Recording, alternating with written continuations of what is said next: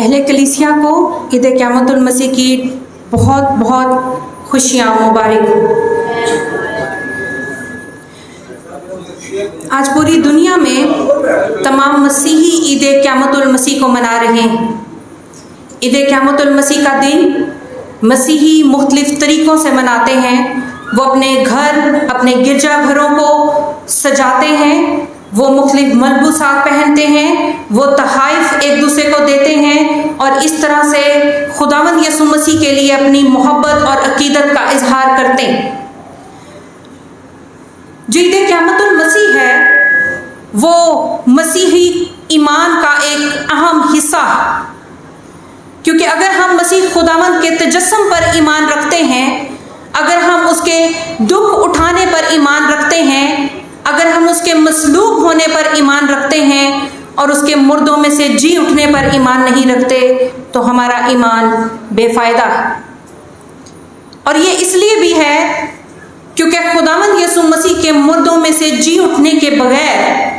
ہماری نجات ممکن نہیں، ہماری بخشش ممکن نہیں، ہمارے گناہوں کا کفارہ ممکن نہیں، اور خدا کے ساتھ ہماری رفاقت کا بحال ہونا ممکن نہیں۔ کلام مقدس میں رومیوں کے خط اس کے پہلے باب کی 4 آیت میں لکھا ہے کہ مردوں میں سے جی اٹھنے کے وسیلہ سے بڑی قدرت کے ساتھ وہ خدا کا بیٹا ٹھہرا۔ جب وہ مردوں میں سے زندہ ہوا تو وہ خدا کا بیٹا کہلایا۔ وہ خدا کا بیٹا تھا، وہ خدا کا بیٹا ہے اور وہ ہمیشہ خدا کا بیٹا رہے۔ لیکن بائبل مقدس یہ ہمیں بتاتی ہے کہ جب وہ مردوں میں سے جی اٹھا اور وہ قدرت سے خدا کا بیٹا کہلایا تو اس نے ہمیں بھی خدا کے فرزند ہونے کا حق بخش دیا، تاکہ ہم اس کے وسیلہ سے باپ کے پاس جا سکیں۔ خداوند یسوع مسیح جب مصلوب کیے جا رہے تھے اور جب انہوں نے اپنی زبان سے اپنا آخری کلمہ ادا کیا اور اپنی جان دی تو ہیکل کا پردہ اوپر سے لے کر نیچے تک پھٹ گیا۔ اس پردے کا پھٹنا اس بات کی علامت ہے کہ خدا نے اپنے بیٹے کی قربانی کو قبول کیا، کیونکہ یہ وہ قربانی ہے جو اصلی قربانی ہے۔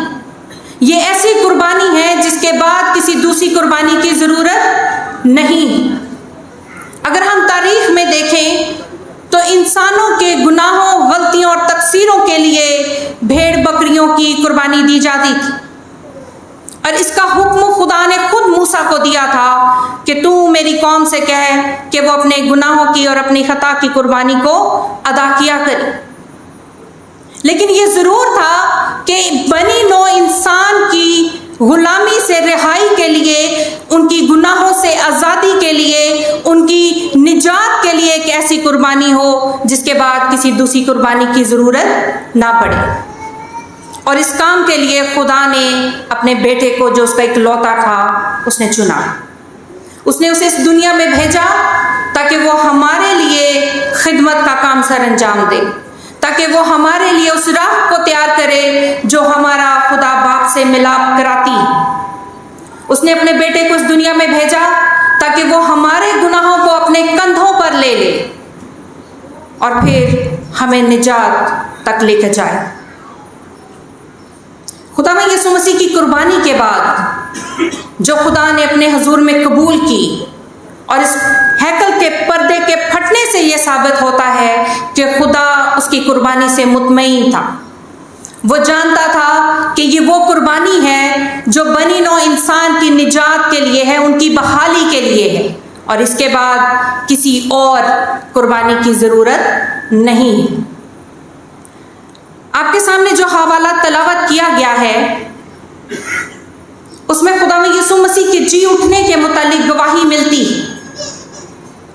خداوند یسوع مسیح کا مردوں میں سے جی اٹھنا کوئی حقیقت ہے یا کوئی کہانی ہے؟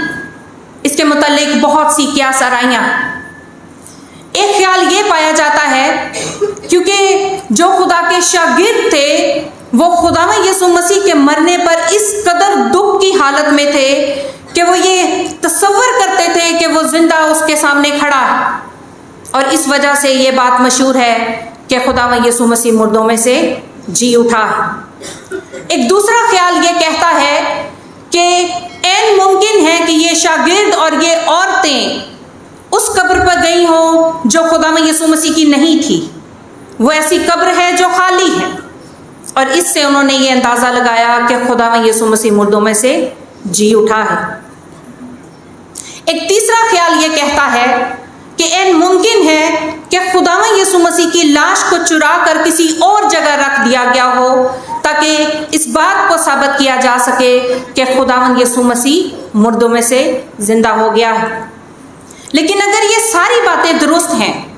تو پھر ہمارے لیے ایسے کون سے حقائق ہیں، ایسے کون سے شواہد ہیں جو ہمیں یہ بتاتے ہیں کہ واقعی ہی خداوند یسوع مسیح مردوں میں سے جی اٹھا ہے؟ سب سے پہلے بائبل مقدس خود اس بات کی تصدیق کرتی ہے کہ وہ جو خدا کا بیٹا ہے، جو خدا کی مرضی سے اس دنیا میں آیا ہے، جس نے اپنے آپ کو مصلوب ہونے کے لیے دے دیا ہے، جسے اپنی زندگی اور اپنی موت کا اختیار ہے، اس نے ہمارے لیے اپنے آپ کو پیش کیا تاکہ وہ اس کی قربانی دی جا سکے۔ اور خداوند یسوع مسیح نے اس قربانی کے ذریعے سے خدا کی مرضی کو پورا کیا، اور کیونکہ خدا اس سے خوش تھا تو اس نے اسے مردوں میں سے جلایا اور اسے زندہ کیا۔ اس کے بعد خداوند یسوع مسیح خود جب زندہ ہو کر مختلف لوگوں پر اپنے آپ کو ظاہر کرتے ہیں تو یہ ایک اشارہ ہے، یہ ایک علامت ہے کہ وہ مرا نہیں بلکہ مردوں میں سے جی اٹھا ہے۔ اس حوالے میں جو آپ کے سامنے پیش کیا گیا ہے، اس میں 3 ایسی چیزیں ہیں جو ہمیں اس بات کی طرف اشارہ دلاتی ہیں یا ہمیں بتاتی ہیں کہ خداوند یسوع مسیح مردوں میں سے جی اٹھا ہے۔ ایک ہے خداوند یسوع مسیح کی خالی قبر، دوسرا ہے فرشتے، اور تیسرے وہ لوگ جنہوں نے اپنی آنکھوں سے اس کو اپنے سامنے موجود پایا۔ اگر ہم یہ خیال بھی کریں کہ یہ ساری باتیں جھوٹی ہیں کہ خداوند یسوع مسیح مردوں میں سے جی اٹھا، تو پھر جو تجربہ پہرے داروں نے کیا تھا اس کا کیا مطلب ہے؟ وہ تجربہ، وہ جو پہرے دار خداوند یسوع مسیح کی قبر پر تعینات کیے گئے تھے، جو زلزلہ انہوں نے محسوس کیا، جو فرشتہ انہوں نے وہاں پر دیکھا، اور جو سارا واقعہ انہوں نے جا کر فقیوں اور فریسیوں کو سنایا، حکمرانوں کو سنایا، پھر اس کی کیا حقیقت باقی رہ جاتی؟ کیونکہ اگر ایسا ہوتا کہ واقعی ہی خداوند یسوع مسیح مردوں میں سے نہ جی اٹھتا تو عین ممکن تھا کہ اس کی تصدیق کی جاتی کہ جس قبر میں اس کو رکھا گیا ہے کیا وہ واقعی وہاں پر موجود ہے یا نہیں۔ تو جس قبر میں خداوند یسوع مسیح کو رکھا گیا تھا، اس قبر کو جن لوگوں نے بھی دیکھا اس کو خالی پایا۔ اور سب سے پہلے جب خداوند یسوع مسیح مردوں میں سے جی اٹھا تو اس کی شہادت فرشتوں نے دی۔ اگر ہم اس سے تھوڑا سا اس حوالے سے جو آپ کے سامنے تلاوت کیا گیا اس سے تھوڑا سا پیچھے جائیں تو وہاں پر ہمیں وہ دن بتایا جاتا ہے جب خداوند یسوع مسیح مردوں میں سے جی اٹھے۔ لکھا ہے کہ ہفتے کے پہلے دن مریم مگدلینی ایسے تڑکے کہ ابھی اندھیرا ہی تھا قبر پر آئی اور پتھر کو قبر سے ہٹا ہوا دیکھا۔ اگر ہم چاروں اناجیل کا مطالعہ کریں تو وہاں پر ہمیں ہر ایک لکھاری اس واقعے کو مختلف طریقے سے بیان کرتا ہوا دکھائی دیتا ہے۔ مقدس لوکا اس کو مختلف انداز میں پیش کرتا ہے، مقدس متی اس کو مختلف انداز میں پیش کرتا ہے، مرکز کی انجیل میں اس کو مختلف نظریے سے پیش کیا جاتا ہے، اور یوحنا کی انجیل میں خاص طور پر یہاں پر مریم مگدلینی کے کردار کو اہمیت دی گئی ہے۔ یہ خیال کیا جاتا ہے کہ عین ممکن ہے کہ یہ ساری عورتیں جن میں یوسف کی ماں مریم مگدلینی، سلومی، یوانا اور اس کے ساتھ دوسری عورتیں جو ہجوم میں اکٹھی ہو کر گلیل سے اس طرف آ رہی تھیں تاکہ وہ خداوند کی قبر پر جائیں، اپنی محبت اور اپنی عقیدت اس سے ظاہر کریں، وہ خوشبودار چیزیں اور عطر لے کر وہاں پر جاتی۔ لیکن اس دوران جب وہ اس راستے پر ہیں وہ آپس میں گفتگو کرتی ہیں کہ جب ہم وہاں پر پہنچیں گی تو ہمارے لیے اس قبر پر سے پتھر کو کون ہٹائے گا، کیونکہ وہ خداوند سے محبت کرنے والی عورتیں تھیں، وہ خداوند سے عقیدت رکھنے والی عورتیں تھیں، اور وہ چاہتی تھی کہ وہ کمی جو وہ اس وقت پوری نہیں کر سکیں جب خداوند کو مسلوب کیا گیا، وہ اس وقت اندھیرے میں پو پھٹنے سے پیشتر یہ کام اپنے خداوند کے لیے سر انجام دیں۔ لیکن جب یہ عورتیں جاتی ہیں تو یوحنا یہ کہتا ہے کہ ان میں مریم مگدلینی ایک ایسی عورت تھی جو تیزی سے سب سے پہلے قبر پر پہنچتی، اور اس لیے یہاں پر یہ وقت لکھا ہے کہ وہ اس وقت وہاں پر پہنچی جب ابھی اندھیرا ہی تھا، یعنی باقی عورتیں ابھی پیچھے ہیں اور وہ باتیں کرتی ہوئی آ رہی ہیں، اور مریم مگدلینی بھاگتی ہوئی جاتی ہے اور اس قبر کو دیکھتی ہے۔ لیکن جب وہ وہاں پر پہنچتی ہے تو وہ یہ دیکھتی ہے کہ قبر پر سے پتھر ہٹا ہوا ہے، اور وہ گھبرا جاتی، اور وہ واپس دوڑتی ہے کہ وہ شاگردوں کو بتائے کہ خداوند یسوع مسیح وہاں پر موجود نہیں ہے، اس کو کوئی چرا کر لے گیا۔ اب مریم مگدلینی اس وقت میں جس راستے کو واپس جانے کے لیے اختیار کرتی ہے، یہ وہ راستہ نہیں ہے جس راستے سے وہ دوسری عورتیں قبر کی طرف آ رہی، کیونکہ جس جگہ خداوند یسوع مسیح کی قبر موجود تھی اس کو کئی راستے لگتے تھے،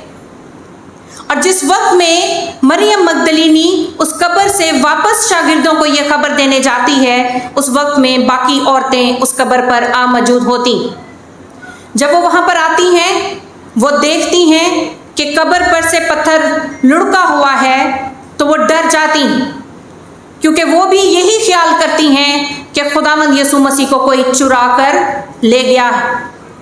اس کے باوجود کہ انہوں نے خداوند کے معجزے دیکھے تھے، انہوں نے خداوند کی تعلیمات کو سنا تھا، انہوں نے خداوند یسوع مسیح کی اس بات کو بھی سنا تھا کہ اس نے کہا کہ وقت آتا ہے کہ مجھے مصلوب کیا جائے گا، مارا جائے گا، لیکن میں تیسرے دن مردوں میں سے جی اٹھوں گا، لیکن ان کا ذہن اس بات کو قبول کرنے کے لیے تیار نہیں تھا۔ لیکن ایک دم ہم دیکھتے ہیں کہ وہاں پر فرشتے ہمیں دکھائی دیتے ہیں۔ یہ فرشتے ان عورتوں کو یہ گواہی دیتے ہیں کہ تم جسے ڈھونڈتی ہو وہ یہاں پر نہیں، کیونکہ وہ اپنے کہے کے مطابق جی اٹھا، وہ زندہ ہے اور تم اسے مردوں میں ڈھونڈتی۔ اگر وہ جی اٹھا ہے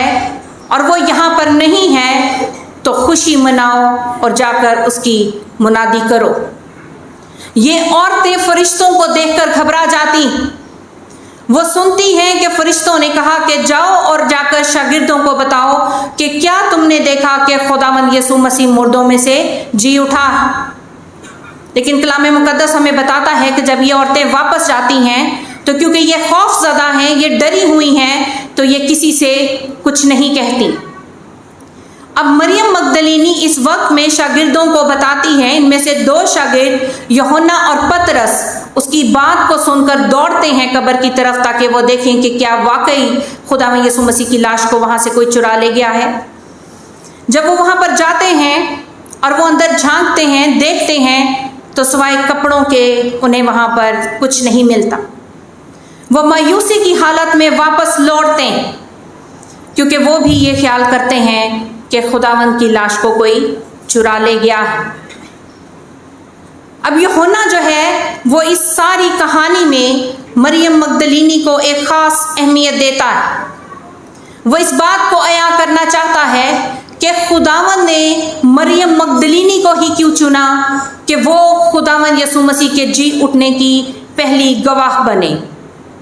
وہ پہلی عورت جس نے اپنی آنکھوں سے خداوند یسوع مسیح کو اپنے سامنے دیکھا ہے۔ اگر ہم چاروں اناجیل کو پڑھیں، اگر ہم بائبل مقدس کو پڑھیں، تو ہمیں وہاں پر مختلف عورتوں کا نام ملتا ہے۔ اگر ہم لوکا کی انجیل پڑھیں، اس کے 8ویں باب میں ہمیں مریم مگدلینی کا ذکر ملتا ہے کہ وہ کس قسم کی عورت تھی۔ وہ گنہگار تھی، وہ بدکار تھی، اور وہ بدرو گرفتہ تھی،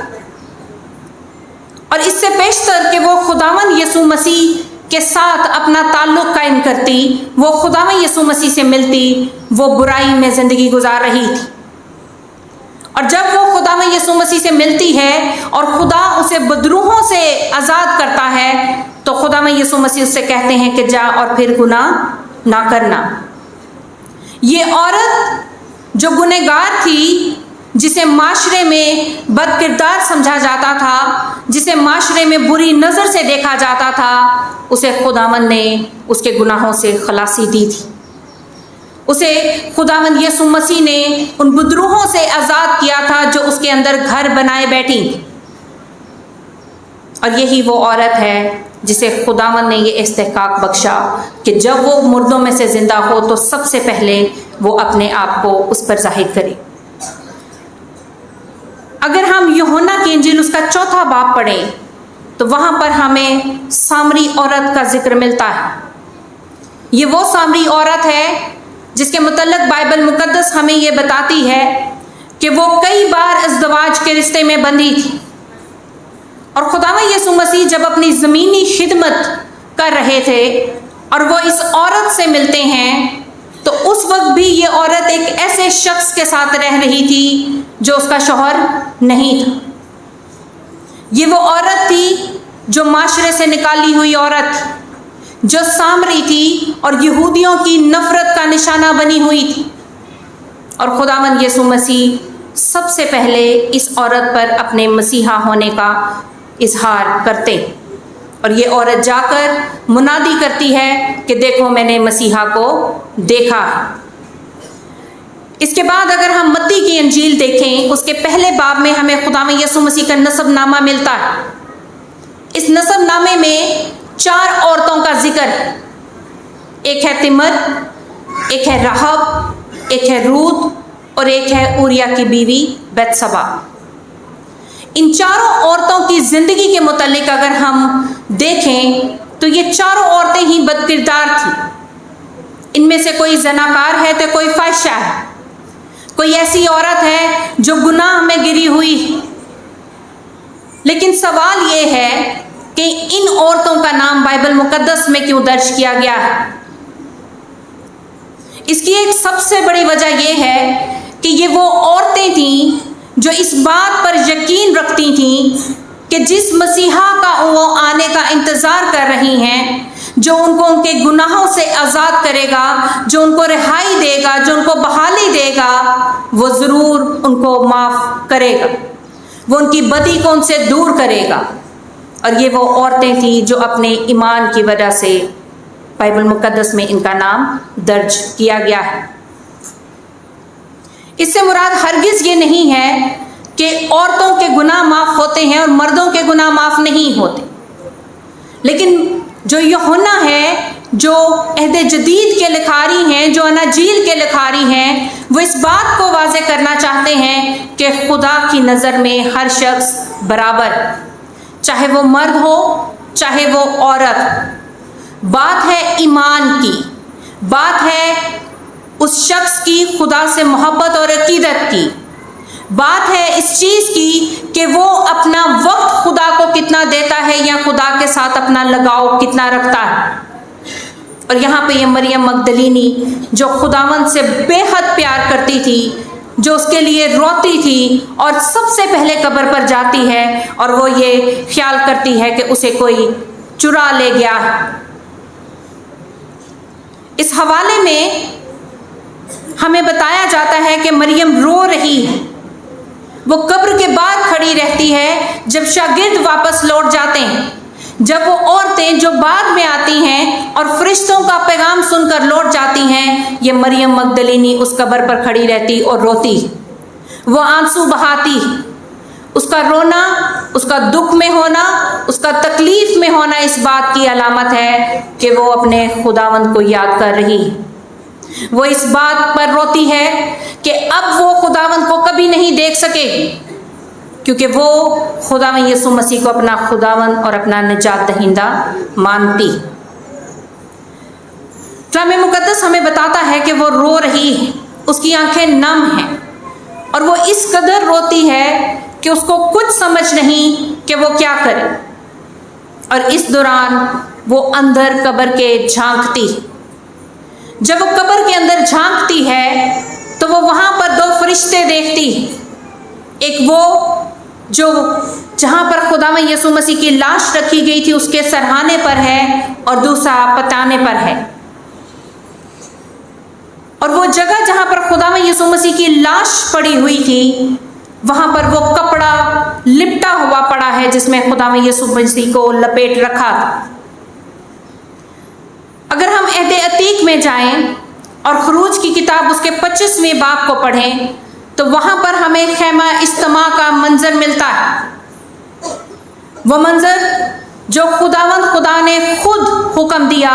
کہ اس کے لیے ایک پاک جگہ تعمیر کی جائے، ایک ایسا مسکن بنایا جائے جہاں پر وہ سکونت کرے۔ اور خداوند خدا نے اس کی ایک تشریح دی، ایک وضاحت دی کہ وہ مسکن، وہ خیمہ اجتماع کیسا ہونا چاہیے، وہ پاک ترین مکان جہاں پر خداوند سکونت کرے گا وہ کیسا ہونا چاہیے۔ اور اس نے کہا کہ اس کے دونوں طرف جہاں پر تم عہد کا صندوق رکھو 2 سونے سے کندے ہوئے کروبی کھڑے کرنا۔ اور اس وقت قبر میں بھی خداوند یسوع مسیح پر کی لاش جہاں پر پڑی تھی وہاں پر 2 کروبی اس کے سرانے اور پتانے تھے۔ جو یہ یوحنا یہ کہتا ہے کہ وہ ایک منظر ایسا پیش کرتا ہے کہ جیسے خداوند وہاں پر موجود۔ لیکن کیا خداوند کو اس بات کی ضرورت تھی کہ فرشتے آتے اور اس پتھر کو اس قبر پر سے لڑکاتے؟ خداوند جو اختیار رکھتا ہے، جو قدرت رکھتا ہے، جو زندگی اور موت کے اختیار کو اپنے ہاتھ میں رکھتا ہے، اس کو اس بات کی ضرورت نہیں تھی۔ لیکن وہ یہ جانتا تھا کہ جتنے بھی لوگ ہیں جو اس کی قبر پر آئیں گے ان کو اس بات کی ضرورت ہے کہ وہ اندر جھانک کر دیکھیں کہ خداوند یسوع مسیح وہاں پر موجود نہیں۔ مریم جب رو رہی ہے تو فرشتے اس کو پکارتے ہیں، فرشتے اس سے کہتے ہیں کہ اے عورت تو کیوں روتی ہے؟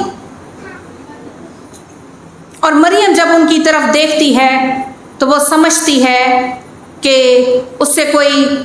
مرد یا کوئی انسان بات کر رہا ہے، کیونکہ جب وہ رو رہی تھی اس کی آنکھیں نم تھیں تو وہ صحیح طریقے سے کسی چیز کو دیکھ بھی نہیں پا رہی تھی۔ اور اس نے کہا کہ میرے خداوند کو کوئی چرا کر لے گیا۔ اور یہ کہتے ہی وہ پیچھے کی طرف مڑتی، جب وہ پیچھے مڑتی ہے تو خداوند یسوع مسیح اس کے سامنے کھڑے ہوتے ہیں، اور خداوند یسوع مسیح اس سے پھر وہی سوال کرتے ہیں کہ اے عورت تو کیوں روتی؟ اور وہ اس کی طرف دیکھتی ہے لیکن وہ اس کو پہچان نہیں پاتی اور سمجھتی ہے کہ شاید یہ کوئی باغبان، اور وہ اس کو کہتی ہے کہ اگر تو جانتا ہے کہ اس کو کہاں پر رکھا ہے تو مجھے بتا تاکہ میں اس کو اپنے ساتھ لے جاؤں۔ یہ اس کی محبت ہے کہ وہ اس کے ساتھ وقت گزارنا چاہتی،